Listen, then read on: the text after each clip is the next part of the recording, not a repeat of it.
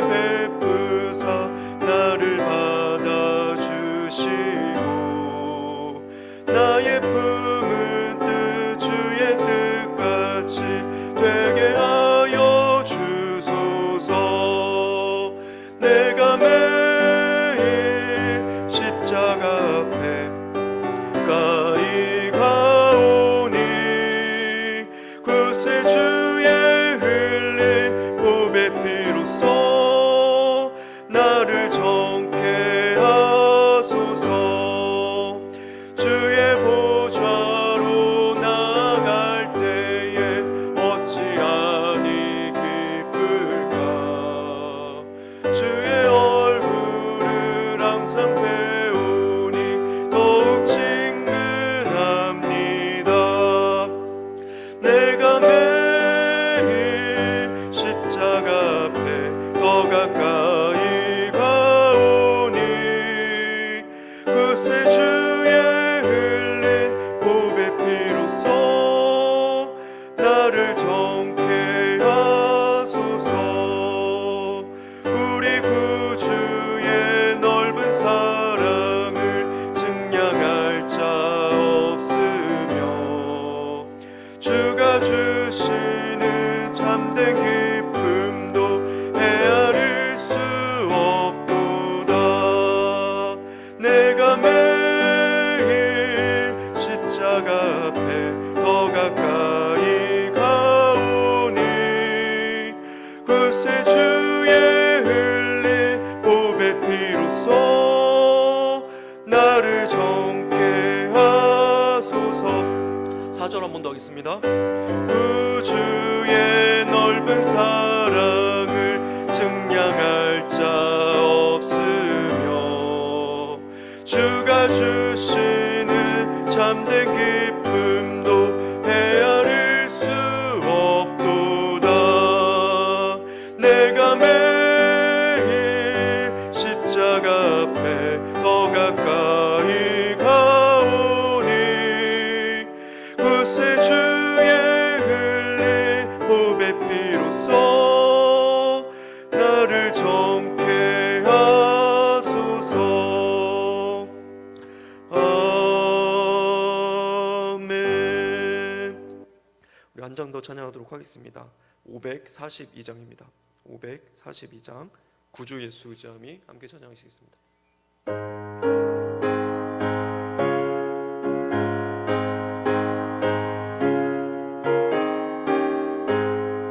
구주 예수 의지함이 심히 기쁜 일일세.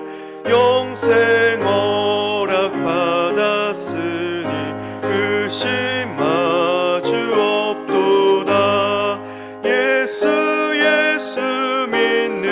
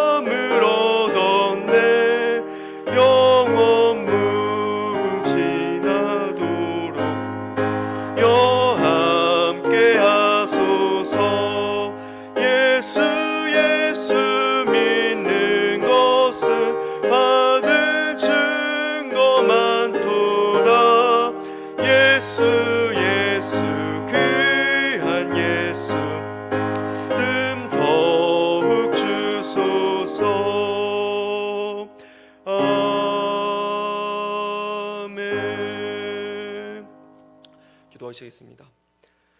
하늘 아버지 하나님, 감사합니다. 오늘도 주님 전에 나와 하나님 앞에 예배드리게 할 수 있음에 감사합니다. 하게 해주심에 감사합니다. 주님, 우리의 모든 상황과 여건을 만져주셔서 우리가 하나님 앞에 나와 찬양과 예배와 하나님 앞에 말씀 듣는 귀한 시간을 주셔서 감사합니다. 오늘도 우리의 삶에 하나님만이 우리의 구주가 되시고 우리의 주인이 되시고 우리의 찬양이 되실 줄 믿습니다. 우리의 마음을 인도하여 주시고 함께하여 주시옵소서. 때로는 낭망하고 때로는 넘어지고 우리의 심령이 아파할 때가 너무나도 많이 있습니다. 그러나 그것은 영원하신 그 하나님의 말씀을 붙잡지 않고 우리의 욕심과 우리의 정욕을 따라서 살아갈 때에 나타나는 일들이었습니다. 아버지 하나님, 이제는 우리가 하나님의 말씀을 따라 변하지 않는 그 영원하신 하나님의 말씀을 따라 살아갈 수 있는 우리가 될 수 있도록 인도하여 주시옵소서. 우리의 모든 마음에 그 마음밭에 하나님의 말씀이 뿌려지길 원합니다. 아버지 하나님의 말씀이 심겨져서 우리 마음밭이 하나님 앞에서 좋은 밭이 될 수 있도록 인도하여 주시고 그 말씀을 30배, 60배, 100배의 결실을 거둘 수 있도록 주님 인도하여 주시옵소서. 우리가 그 말씀을 행할 때, 그 말씀을 듣고만이 아니라 그 말씀을 행할 때 그 이루시는 그 하나님을 기대하며 나아갑니다. 우리의 삶 가운데서도 그 말씀이 이루어지는 놀라운 은혜가 임하게 하여 주시옵소서. 아버지 하나님, 오늘도 이 말씀 전달자가, 설교자가 말씀을 전합니다. 이 말씀을 전할 때에 우리의 마음을 열어주시고 인도하여 주셔서 우리의 마음에 말씀이 새겨지는 귀한 은혜가 임하게 하여 주시옵소서. 이 모든 말씀 예수님의 이름으로 기도드립니다. 아멘.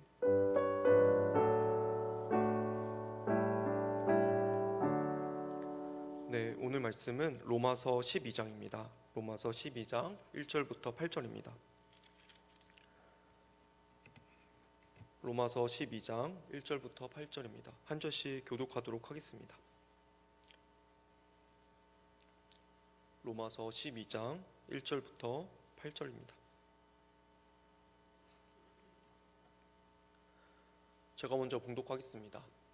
그러므로 형제들아, 내가 하나님의 모든 자비하심으로 너희를 권하노니 너희 몸을 하나님이 기뻐하시는 거룩한 산 제물로 드리라.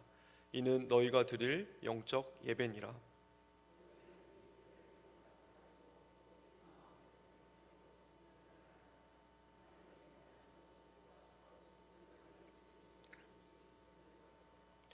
내게 주신 은혜로 말미암아 너희 각 사람에게 말하노니 마땅히 생각할 그 이상의 생각을 품지 말고 오직 하나님께서 각 사람에게 나누어 주신 믿음의 분량대로 지혜롭게 생각하라.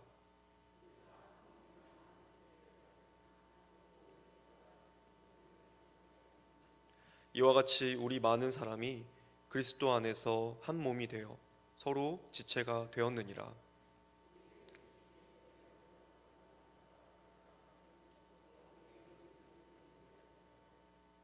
혹 섬기는 일이면 섬기는 일로, 혹 가르치는 자면 가르치는 일로. 함께 하겠습니다. 혹 위로하는 자면 위로하는 일로, 구제하는 자는 성실함으로, 다스리는 자는 부지런함으로, 긍휼을 베푸는 자는 즐거움으로 할 것이니라. 아멘. 네, 오늘 말씀은 로마서 12장입니다. 앞장 로마서 11장에서 바울은요, 하나님이 이스라엘의 구원 그리고 이방인의 구원을 행하셨다라고 말씀을 전해 주셨습니다. 그래서 그렇다면 너희 이방인들이 구원받은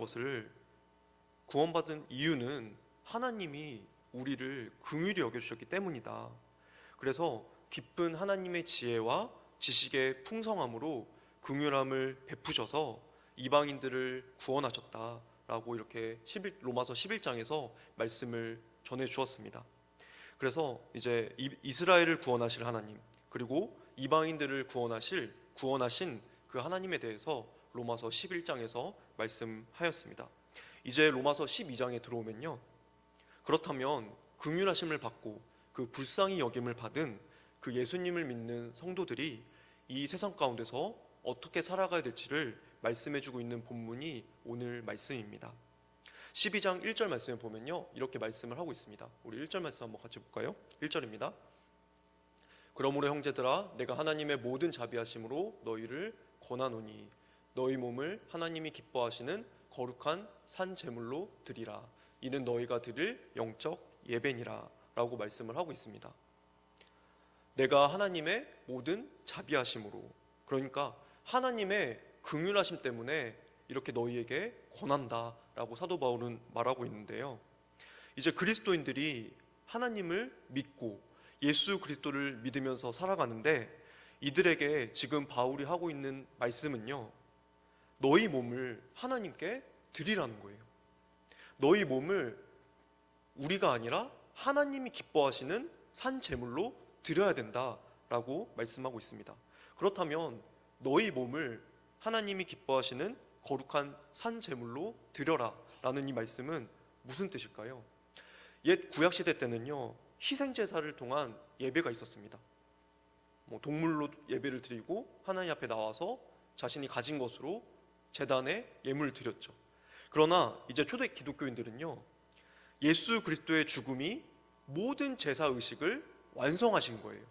그래서 예수 그리스도의 죽으심을 최종적 희생제사로 여겼습니다. 그래서 그리스도인들은요, 더 이상 동물 제사를 드리지 않은 거예요. 하지만 사도 바울의 오늘 말씀에서 본 것처럼 너희 몸을 거룩한 산 제물이라고 드리라고 말씀했잖아요. 그것처럼 이 말씀은요, 너희 자신을 드리라는 거예요. 마치 우리가 제단에 희생 제물을 바치듯이. 그렇다면 이 몸은요, 단순한 개인이 아닙니다. 이 몸은 세상이나 이 세상 가운데서 다른 사람들과의 관계를 맺어가는 구체적인 존재예요. 결국 그리스도인들이 드려야 될 것은 우리의 삶에서 인간관계를 맺고 살아가는 우리의 몸, 그 몸을 온전히 기쁨으로 드리라는 거죠. 근데 여기에 보면 하나님께 순종하는 삶을 살아가라고 이렇게 말씀하고 있는 것입니다. 그렇다면 이 순종의 삶이 무엇일까요? 바로 삶의 예배입니다. 바로 로마교회 성도들이 그랬듯이요, 우리 성도들이 관계를 맺어가고 있는 이 세상, 이 살아가고 있는 세상에서 정말 불의가 넘치고 때로는 갈등이 있고 싸우는 이 곳에서 하나님께 우리의 몸을 들여서 순종하는 예배의 삶을 드려야 한다는 것이에요. 그래서 바울은 2절에서 이렇게 말씀하고 있습니다. 2절입니다. 우리 한번 2절 같이 볼게요. 2절입니다. 너희는 이 세대를 본받지 말고 오직 마음을 새롭게 함으로 변화를 받아 하나님의 선하시고 기뻐하시고 온전하신 뜻이 무엇인지 분별하도록 하라 라고 말씀했습니다. 그래서 이 땅을 살아가는 성도들이 자신의 몸을 거룩한 산 제물로 드리려고 한다면 그들은요, 가장 먼저 해야 될 것이 세상을 본받지 말아야 한다는 것입니다. 그리고 마음을 새롭게 하라는 것입니다. 바울이 말하고 있는 지금 여기에 나와 있는 이 세대는요, 죄와 사망과 사탄이 지배하는 영역입니다. 이 세상, 그러니까 모든 문화와 환경, 규범들, 이 사회적인 제도나 전통들은요, 힘이 있어요. 어떤 힘이 있냐면요, 우리 개인의 행동을 결정하는 힘을 가졌습니다. 그래서 우리가 보고 있는 법들, 그리고 환경들, 그리고 사회적인 문화가 모두가 다 악한 것은 아닙니다. 하지만 그 배후에 있는 악한 영으로 인한 어두움의 영, 이 세상의 영이 역사하고 있기 때문에 사도 바울은 이 세대를 본받지 말아야 한다고 말씀하고 있는 것입니다. 그래서 그리스도인들이 이 땅에서 살다 보면요, 현 세대의 악한 관습이나 가치관들을, 그리고 문화나 구조들을요, 때로는 보잖아요. 우리가 그것들을 보면서 안 좋은 것들을 때로는 묵인할 때가 많아요. 그리고 때로는 거부하거나 때로는 받아들일 때도 많아요. 하지만 오늘 사도 바울이 말씀하고 있는 이 세대를 본받지 말라는 말씀은 우리 그리스도인들은 그러한 것들을 무조건 따라가지 말고 그것들이 하나님의 뜻에 부합한 것인가를 분별해야 한다는 것입니다. 예수님께서는, 왜냐하면 예수님께서 이 악한 세대에서 우리를 건지시기 위해서 십자가에서 죽으셨기 때문이에요. 하나님의 사랑 때문에.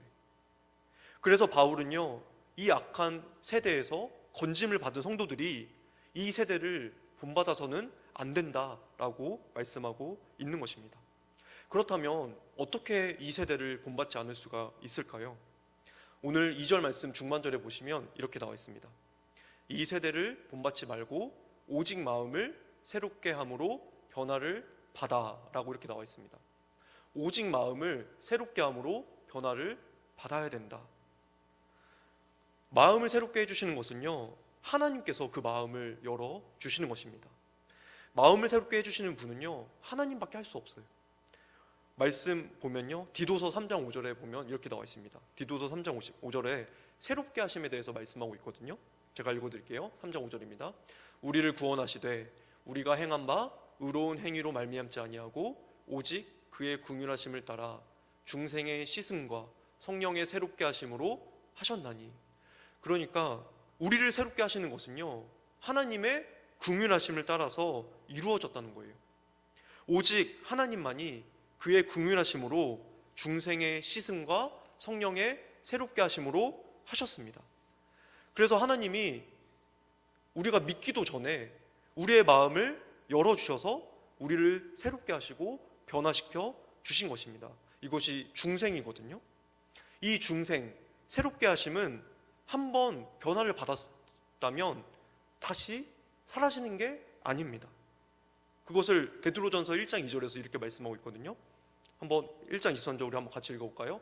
제가 1장 23절 한번 같이 읽어보겠습니다. 23절입니다.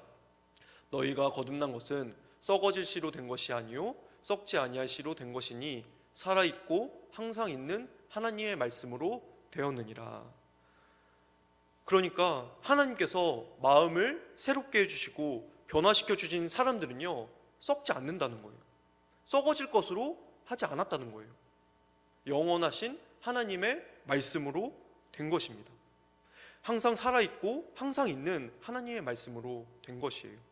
그래서 한번 거듭나고 변화를 받은 사람들은요, 믿음이 흔들리지 않는 것입니다. 나의 감정이나 상황에 흔들리지 않는 것이에요. 그래서 바울은 그 받은 변화를 잃어버리거나 사라지는 것이 아니라 마음을 새롭게 하고 변화를 받아라고 한 것입니다. 성도는 한번 거듭남과 변화를 받았으면 그것이 지속되는 것입니다. 그렇다면 마음을 새롭게 하고 변화를 받은 성도들이 해야 할 일은 무엇일까요? 바울은 오늘 말씀에서 너희가 하나님의 뜻을 분별해야 된다라고 말씀하고 있습니다. 2절 하반절에 보시면 이렇게 나와 있습니다.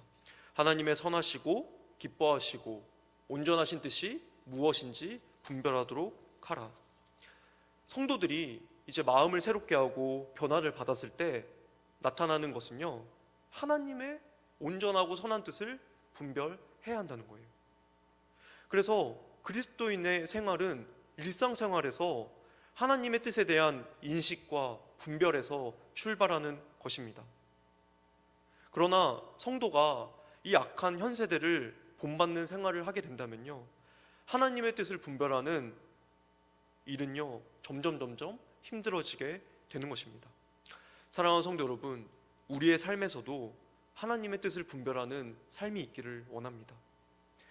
사도 바울은 그러한 삶의 예배가 있어야 된다고 하였습니다. 옛 언약 시대에는 희생 제사를 통한 예배를 요구했지만 이제 새 언약 시대에는 자신의 몸을 산 제사로 드리는 예배의 삶이 있어야 하는 것입니다. 우리의 일상 속에서 하나님의 말씀에 순종하고 하나님의 뜻을 분별하는 삶의 예배가 있어야 될 줄 믿습니다.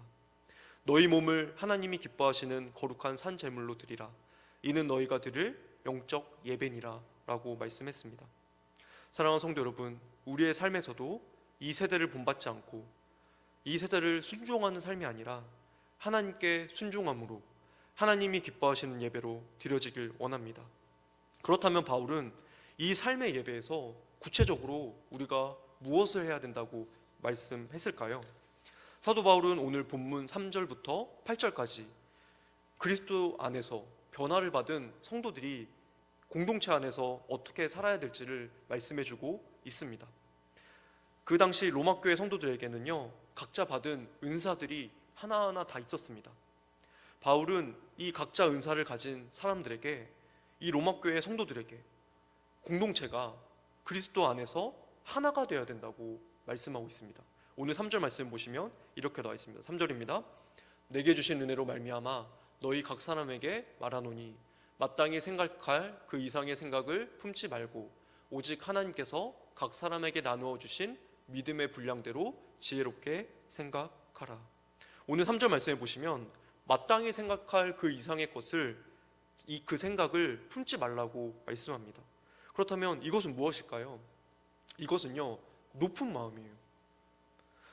그 로마 교회 당시 성도들은요, 각자 받은 은사 때문에 하나가 되지 못함을 사도 바울이 우려했던 거예요.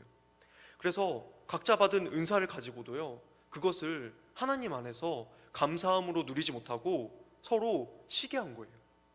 각자 높은 마음을 품은 거예요. 그러나 바울은 그런 마음을 품지 말아라. 서로가 받은 각자의 은사들은 너희가 가진 것이 아니다. 너희가 스스로 생겨난 게 아니다. 라고 말씀하고 있는 것입니다. 그것은 위로부터 왔다. 하나님으로부터 왔다는 거예요. 그래서 각자 받은 은사들은 교회 안에서는요, 필수적인 것입니다. 공동체 안에서 필수적인 거예요.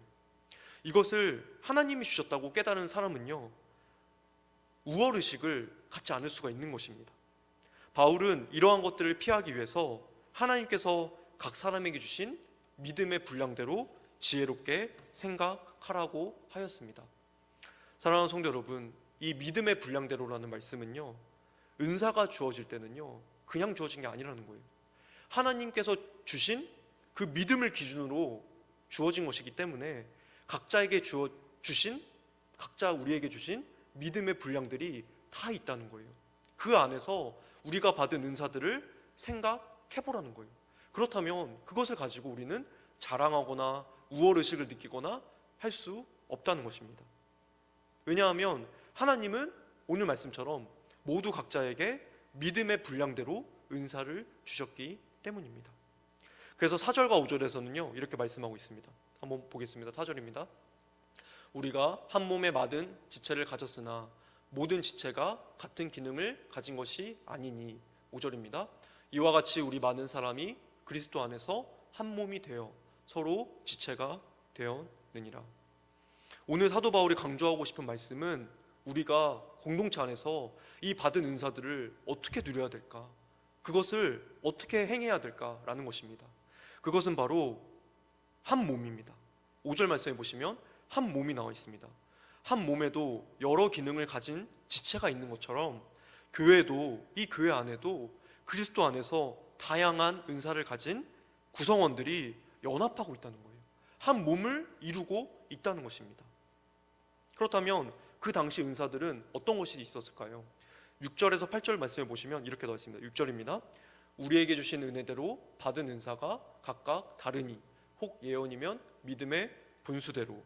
7절입니다. 혹 섬기는 일이면 섬기는 일로, 혹 가르치는 자면 가르치는 일로, 혹 위로하는 자면 위로하는 일로, 구제하는 자는 성실함으로, 다스리는 자는 부지런함으로, 긍휼을 베푸는 자는 즐거움으로 할 것이니라 라고 나와 있습니다. 사도 바울은 오늘 이 말씀을 통해서 각자 주신 그 은사들이 다 다른데 여기에 보면 7가지 은사가 나옵니다. 먼저 첫 번째로는 예언의 은사입니다. 예언의 은사는요, 이렇게 나와 있어요. 혹 다르니 예언이면 믿음의 분수대로라고 나와 있습니다. 6절 말씀에 보시면 그렇게 나와 있죠. 혹 예언이면 믿음의 분수대로. 그래서 이 말씀이 뭐냐면요, 예언입니다. 예언은요, 지금 사도 바울이 말하고 있는 예언은 그 당시 사도시대 때 주어진 은사예요. 예언의 은사입니다. 성령의 감동에 의해서 어떠한 사건을 예언하는 은사죠. 근데 이 예언 사역은요, 그 당시 사도시대 때만 있었던 단회적인 사건입니다. 우리가 봤을 때 성경 66권으로 말씀은 다 이루어진 거예요.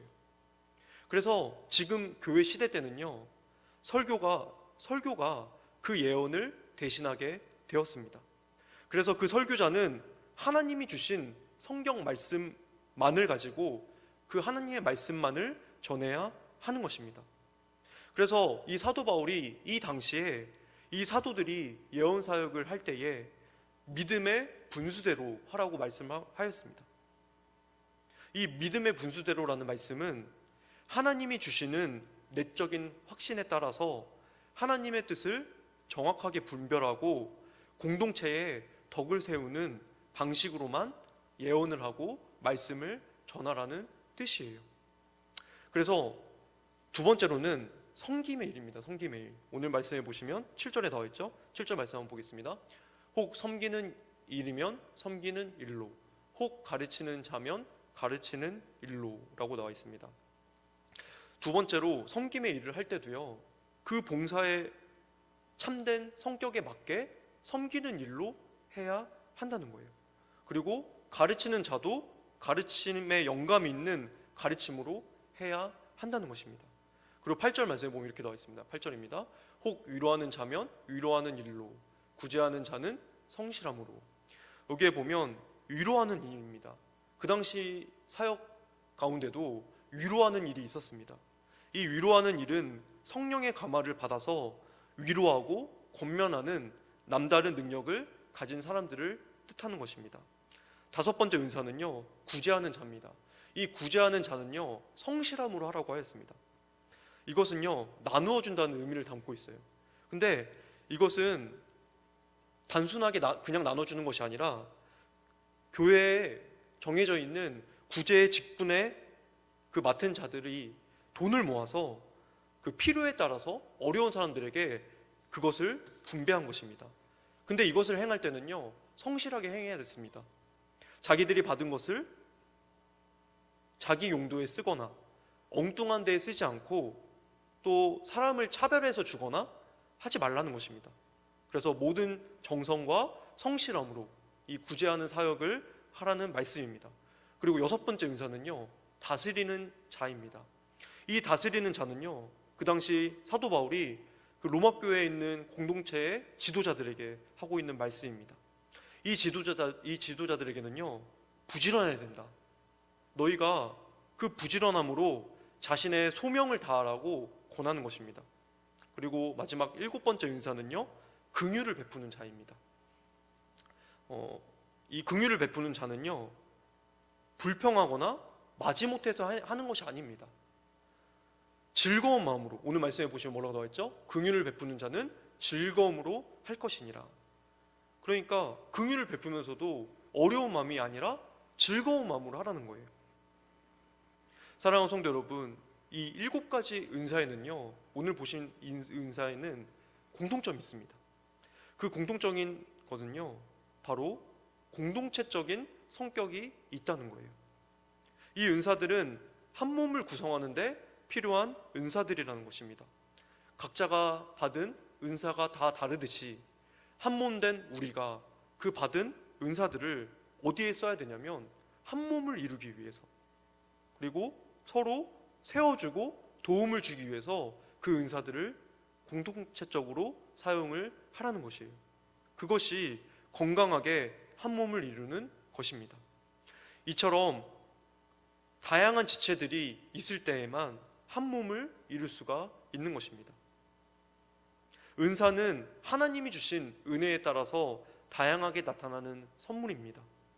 결코 자신의 소유나 성취인 것처럼 자랑하는 태도를 취해서는 안 되는 것입니다. 그리고 다른 사람의 은사에 대해서 비교하고 우월한 태도를 취하는 것은 은사의 참된 성격을 오해하는 것입니다. 그래서 은사를 사용하는 일에서도 성숙한 그리스도인들은, 성도들은 하나님의 뜻을 분별할 줄 아는 변화된 마음을 가져야 하는 것입니다. 사랑하는 성도 여러분, 우리에게도, 우리 각자에게도 하나님께서 주신 은사들이 다 있습니다. 이 은사도 하나님이 주신 선물이라는 것을 알고 서로 한 몸 되게 해주셔서 이 공동체로, 우리 교회 안으로 불러주셨습니다. 이 은사들을 교회를 세우는 일에 사용하셨으면 좋겠습니다. 공동체를 세우는 일에 사용하고 하나님의 뜻을 분별할 수 있는 우리가 되었으면 좋겠습니다. 말씀을 정리하겠습니다.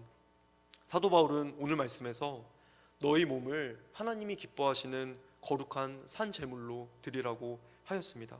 이 말씀은 우리의 삶에서도 예배가 있어야 된다는 것입니다. 우리의 삶 속에서 하나님 말씀에 순종하고 하나님의 뜻을 분별하는 삶, 그것이 먼저 되어야 한다는 것입니다. 그리고 공동체가 그리스도 안에서 한 몸 되고 하나 되었음을 알고 나아가는 우리가 되셨으면 좋겠습니다.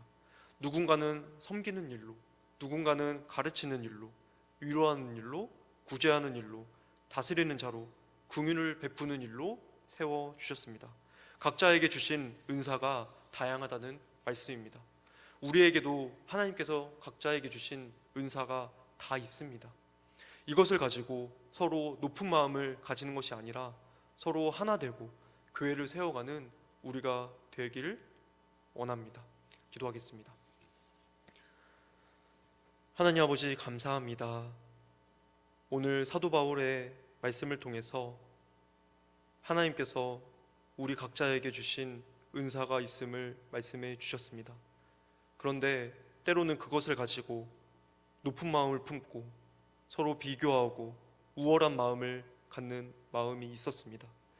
아버지 하나님, 하나님이 주신 믿음의 분량대로 우리에게 주신 것들을 감사히 여기고 하나님 안에서 한 몸으로 쓰임받을 수 있도록 인도하여 주시옵소서. 그리고 우리의 삶의 예배가 있길 원합니다. 공동체 안에서만, 교회 안에서만 예배하는 삶이 아니라 우리 각자의 처소에서, 우리의 각자의 자리에서 하나님께 예배하고 거룩하게 우리의 몸을 드리는 귀한 예배가 있길 원합니다. 그것은 삶의 예배인 줄 믿습니다. 그 삶의 예배가 되기 위해서 하나님께서는 우리가 하나님 앞에 말씀으로 순종하라고 하셨습니다. 그리고 그 말씀을 그대로 행하라고 말씀해 주셨습니다. 우리가 그 말씀을 지키고 살아갈 때, 그리고 우리의 몸을 거룩한 산제물로 드릴 수 있는 삶의 예배가 이루어질 수 있도록 인도하여 주시옵소서. 이 모든 말씀 예수님의 이름으로 기도드립니다. 아멘. 광고 말씀 드리도록 하겠습니다. 오늘 광고 말씀은 우리 예배를 위해서 기도해 주셨으면 좋겠습니다. 금요 예배를 제외한 모든 예배가 정상화되었으니 우리 성도님들께서는 우리 현장 예배 생활에 최선을 다해 주시고 기도해 주시길 바랍니다. 그리고 우리 담임 목사님과 우리 김인숙 전도사님 우리 휴가 위해서 잘 다녀오실 수 있도록 기도해 주시기를 바랍니다. 그리고 교인 동정 있습니다. 우리 클라크 중장비 학원, 우리 정태희 집사님, 안정희 권사님, 우리 경기도 양주에 우리 중장비 학원을 세우셨는데 우리 그것을 위해서 기도 부탁드리도록 하겠습니다. 나머지 광고는 우리 주보를 참조해 주시길 바랍니다. 우리 찬송가 539장입니다. 1절과 4절 우리 함께 찬양하시고 주기도문으로 예배를 마치도록 하겠습니다. 539장입니다.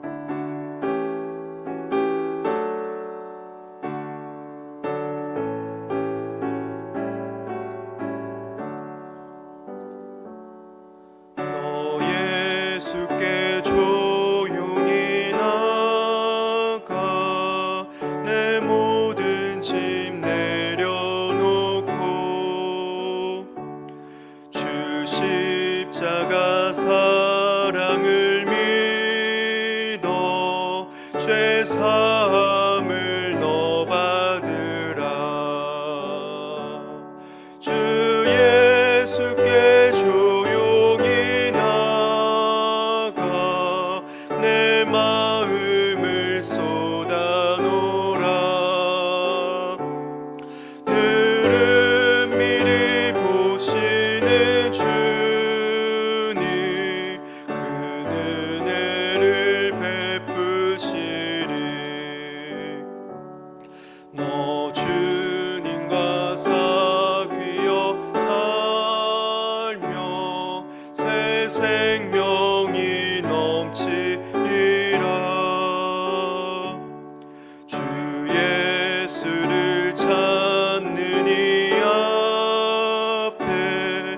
참 밝은 빛 비추어라. 주 예수께 조용히 나가 내 마음을 쏟아놓으라.